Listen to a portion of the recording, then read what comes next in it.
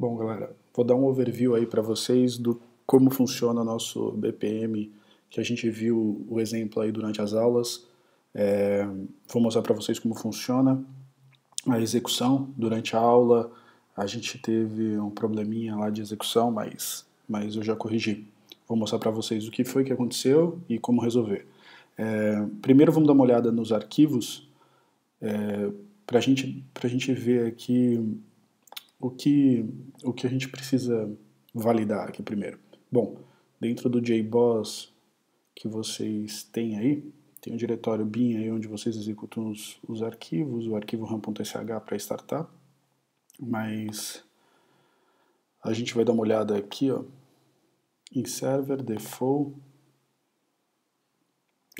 dentro de deploy, vocês vão encontrar JBPM Human Task. Aqui vocês deveriam ter criado aquele arquivinho, o diretório service dentro de webinf classes aqui. Dentro de org, JBPM, task, tinha que ter o diretório service aí, vocês vão criar o diretório service com esse arquivo properties gerado aqui com esse nome, JBPM user group callback properties, e aí dentro dele vocês vão colocar a implementação, apontar a implementação que vocês vão utilizar. Como a gente já tem a implementação pronta dentro do JBPM, a gente vai usar a implementação padrão de user group, de validação de user group, tá? Nesse caso, a gente já tem um arquivo criado aqui, está dentro daquele documento do Word que eu liberei para vocês. Outro arquivo que a gente precisa validar, lá dentro de confprops, deixa eu voltar lá.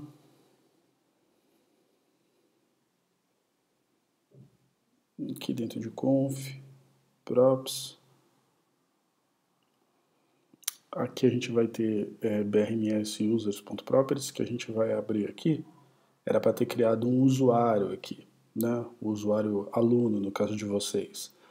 No meu caso, tem o usuário admin com a senha admin e o usuário Samuel com a senha 12345. O admin vai ser o usuário que cria o processo e o usuário Samuel vai ser o usuário que aprova a taxa lá de desconto que a gente criou no nosso exemplo. No arquivo brms users.properties a gente cria o usuário apenas, beleza? Usuário igual a senha. Ok. Bom, visto esse arquivo, a gente vai olhar o outro arquivo brms roles.properties,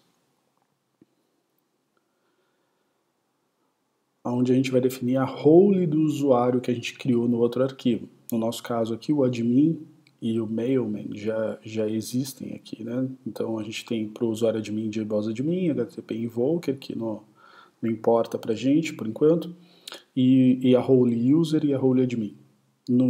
A gente vai adicionar o usuário que vocês colocaram, no caso de vocês é aluno, igual ao usuário, igual a user, vírgula, reviewer, tá? Então, no caso de vocês não seria aprovador, seria reviewer.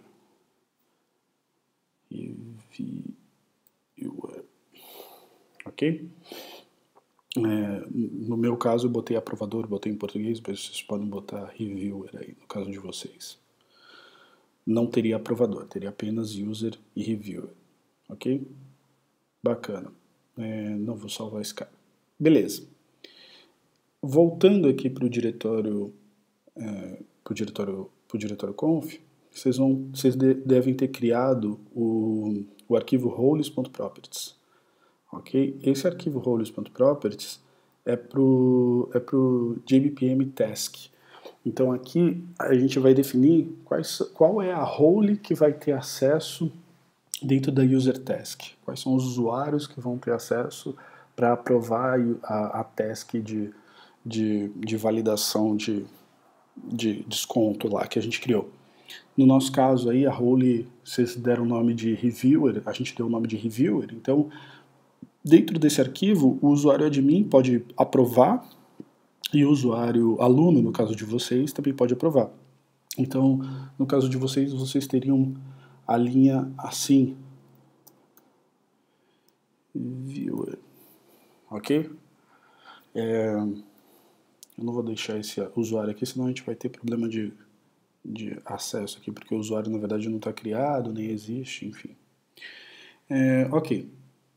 Agora, para a gente garantir que nosso exemplo funciona, qual foi o problema que deu em aula que a gente não conseguiu rodar?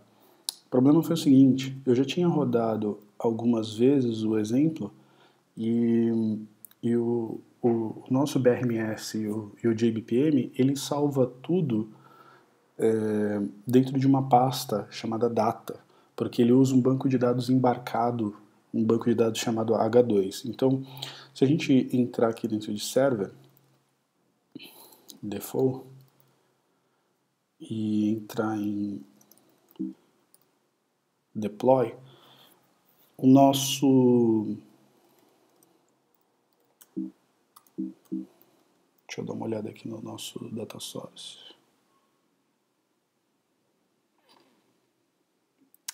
O nosso data source padrão é o HSQLDB. Esse cara é um cara que roda em memória, tá? Então, por padrão, esse banco de dados aqui, ele está rodando em memória, tanto é que tem até o URL dele aqui, ó, Hypersonic, só que ele grava, ele persiste os dados num arquivo texto dentro do diretório data do nosso perfil do JBoss. Então, pode ver que tem até o usuário e senha aqui e tudo mais, o nome do nosso data source é default DS, e ele grava todos os dados dele aqui dentro, ó, dentro desse diretório. Tá vendo aqui o diretório Hypersonic? É o nosso banco de dados H2. Então, por eu ter executado diversas vezes aquele exemplo e não ter finalizado alguns processos, ter terminado processos e tudo mais, estava dando problema de conflito de chave dentro do banco. Até porque esse banco ele não é muito confiável, o Hypersonic, então é até indicado a gente trocar ele em ambiente de produção. De qualquer forma, o que eu fiz foi o seguinte, eu removi, eu dei um rm-rf, deixa eu só mostrar para vocês onde eu tô, beleza? Estou aqui dentro de PRMS Standalone, de JBoss AS, Server Default, e aqui eu dei um rm-rf, eu removi o diretório data, removi o diretório work, que armazena os caches de página JSP, removi o diretório tmp, que guarda aí as classes de dentro dos pacotes WR, enfim. E removi o diretório log, que guarda o log da nossa aplicação, aí, do nosso servidor. Dei um rm-rf, se eu der um ls agora aqui, vocês vão ver que só tem conf, deploy, deployers e lib. Beleza? Bom, vou voltar aqui para dentro de bin e vou executar esse cara.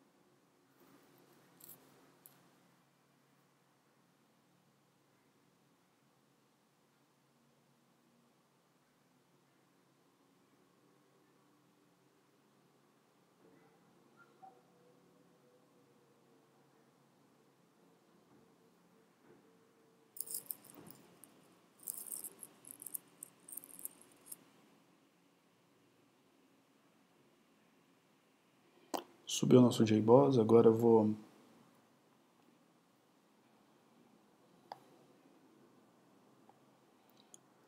abrir aqui localhost. Ao invés de ir para o Business Central direto, eu vou direto pro nosso PRMS.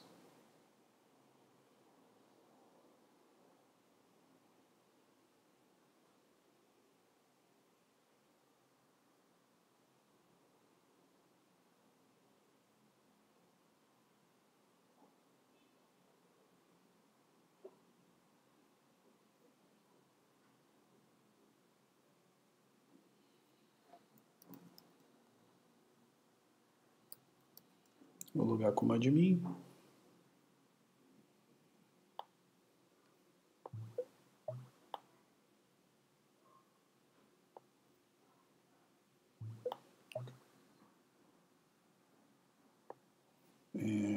Vou entrar aqui na minha base de conhecimento, no meu pacote, e mostrar o processo para vocês.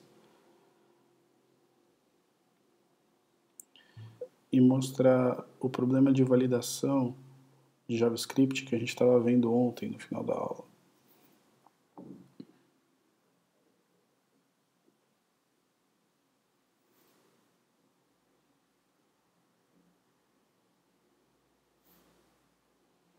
Ok. Bom, até aqui a gente fez juntos, né? Aí a gente vai primeiro olhar aqui o nosso formulário. Bom, nosso formulário aqui tinha um problema de validação de JavaScript que eu falei para vocês, né? Para corrigir isso, basta que vocês façam apenas o seguinte. Deixa eu fechar o processo, porque o select aqui do browser zoou. Ó, beleza, vou abrir aqui o meu form. Aqui eu tenho vários métodos de validação, isNumeric, isalphabet, isalphanumeric. E para os campos que eu tenho, de fato, valores numéricos, que é o tempo relacionamento e o valor total, eu tenho que usar o método isNumeric. Por padrão, quando vocês geram o formulário, ele gera com isalphanumeric, ok? Aqui, para taxa e para o valor total com desconto, vocês poderiam até remover esses dois campos, o taxa e o valor total com desconto do formulário, porque a gente só vai usar esses três. Então, para remover, basta que vocês venham aqui embaixo e tirem a dívida dele, e ele vai sumir daqui, ok? Bom, para fechar esse cara, vou fechar, vou dar um cancel, não esqueçam de salvar quando vocês atualizarem lá. Isso vocês têm que validar não só para esse formulário, vocês têm que validar para o formulário também do user, que valida a taxa. Então, na verdade, vocês deveriam validar para os dois formulários, né, o isNumeric. Então, para esse cara aqui também, aqui em cima vocês acessam o formulário de aprovação da taxa. Aqui em cima vocês podem colocar as infos, basta vocês colocarem a chave com o valor das variáveis que vocês precisam. O valor de input aqui, o task input, lembra as variáveis task que a gente criou, task taxa e task valor total com desconto. Vocês podem remover a task compra daqui. Esses aqui são os valores que foram imputados e aqui o valor que vai sair, que o cara vai poder atualizar manualmente. A mesma coisa aqui, para esses task outputs, que são os valores que ele vai fazer, alterar o valor da taxa manualmente, vocês têm que validar também se é numérico. Então, na verdade, aqui a gente precisa colocar um isNumeric aqui para a taxa, que ele pode fazer o input do valor da taxa manualmente novamente, né? Nesse caso, nem tem tanta necessidade de exibir todas essas informações, tá? Basta que vocês exibam aqui apenas a taxa, o valor total com desconto e aqui embaixo a taxa novamente, a task taxa, para ele poder fazer o input da taxa nova caso ele queira alterar o valor. Então, na verdade esse form tem 3 campos apenas, tá? Bom, vou salvar esse cara porque eu alterei aqui o valor. Não esqueçam, salvei ali o form, venho aqui e salvo o meu processo. Ok. Bom, salvei o processo. Agora vamos para o Business Central lá.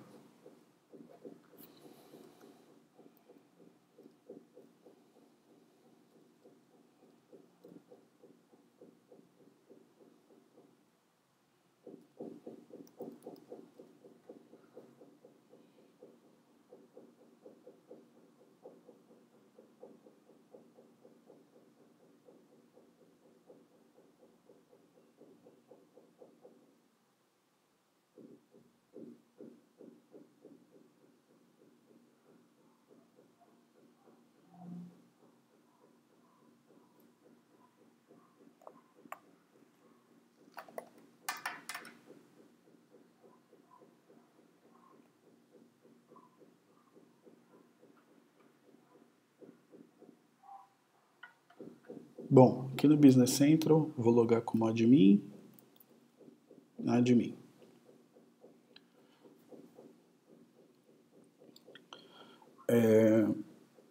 Agora aqui, eu venho aqui em Process e venho em Process Overview. O processo de vocês deve aparecer aqui. Para a gente startar um novo processo, uma instância de processo, a gente clica nesse cara e vem aqui em Start. Ele vai perguntar se você quer iniciar uma nova execução desse processo, ok.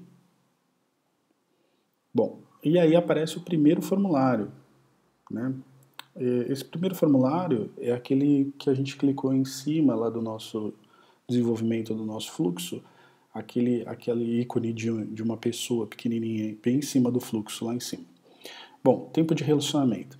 Eu vou botar tempo de relacionamento de 10 anos e a categoria Platinum, porque, eu não sei se vocês lembram, a gente só cai na validação de User Task manual quando o valor é maior, o valor do desconto é maior que 25%. Então, para garantir que a gente vai parar numa User Task, para que o usuário tenha que aprovar aquela taxa, eu vou colocar 10 anos de relacionamento categoria Platinum, que aí eu tenho certeza que eu vou ter 35% de desconto, eu tenho que ter aprovação manual.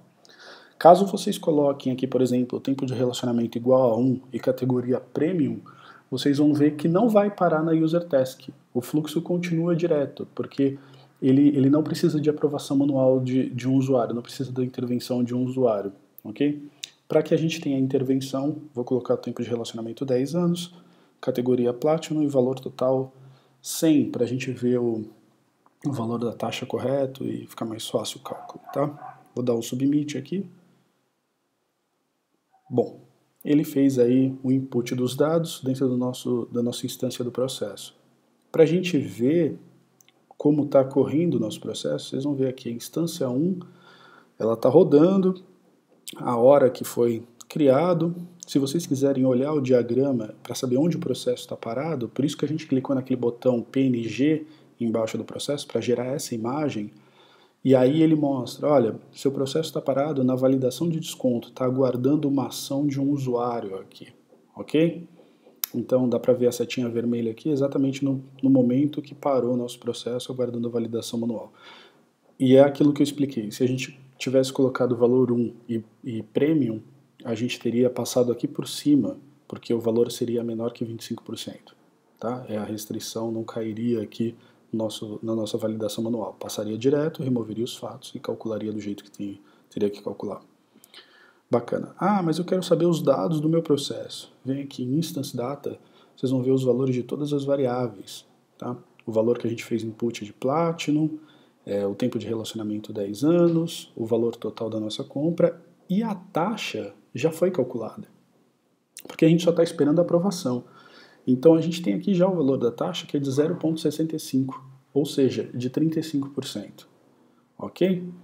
Então, vou dar continuidade aqui no meu processo. Bom, para que a gente faça a aprovação manual disso, o usuário admin já não é mais o usuário que vai fazer a aprovação. Ele pode fazer porque ele tem a role, a gente deu essa role para ele. Mas vamos simular um outro usuário, que no meu caso eu criei o usuário Samuel. Então, vamos imaginar que o usuário Samuel precisa aprovar essa taxa de desconto. No caso de vocês, o usuário é aluno, tá? Vou logar com o usuário Samuel. O usuário Samuel vai ver que nas tasks dele, aqui, ó, primeiro ele faz parte de um grupo que é o grupo de reviewer, né? É a role que ele tem. Então, quando vocês clicarem em Group Task aqui, vocês vão ver que existe um processo, uma tarefa para ele validar manualmente. Qualquer pessoa do grupo dele pode fazer essa validação. Então, qualquer pessoa que tenha a role de reviewer pode fazer essa validação. Como no nosso caso só tem um usuário com a role de reviewer, a gente vai fazer com apenas esse usuário, mas vocês podem testar, criar mais de um usuário com a mesma role, vocês vão ver que todos eles vão ter acesso a essa group task. Bom, para a gente atribuir essa task ao usuário Samuel de fato porque isso aqui esse group task é visto por todo mundo que faz parte da mesma role. Para que o usuário Samuel pegue essa tarefa para ele, eu dou um claim aqui. Eu vou recuperar essa tarefa para mim. Bom, deixa eu fechar as mensagens. Ele dá uns erros aqui de cache, porque na verdade a tarefa não estava em cache ainda, né? Ele não tinha dado claim ainda. Bacana. Dentro de Personal Task, agora eu tenho a tarefa para o usuário Samuel. Tá ok? Bom, agora essa é uma tarefa do usuário Samuel, ela saiu do Group Task, não existe mais aqui, então os outros usuários da role não vão mais poder ver. Dentro de Personal Task, eu posso dar um refresh para ver se novas tarefas aparecem atribuídas a mim.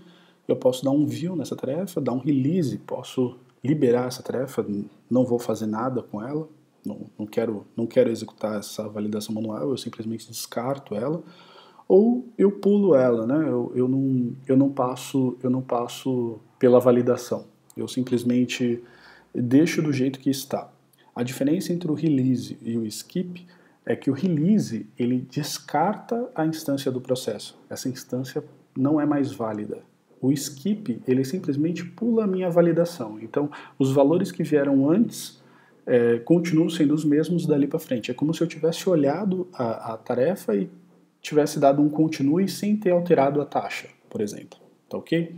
O release ele para o processo. Bom, eu vou no view aqui e aí vocês vão ver que aquele form lá vai aparecer aqui para mim aprovador, o grupo que eu faço parte, no caso de vocês vai aparecer reviewer aqui, ok? Apareceu a taxa que foi imputada e aparece aqui o output, que na verdade é o meu input, né? De usuário. Então, se eu quiser mudar a taxa, eu posso botar um outro valor aqui, 0,75. Eu não quero que a taxa seja de 35%, eu quero que a taxa seja de 25%, por exemplo. E aí eu dou um submit, ok? A tarefa de vocês aí é mais simples, é remover esses campos que são desnecessários e chegar até esse ponto de execução, ok? Qualquer dúvida, não hesite em mandar e-mail e a gente vai conversando por e-mail. Eu devo subir hoje talvez ou amanhã o trabalho de vocês com a descrição do que precisa ser feito. Legal? Valeu, galera.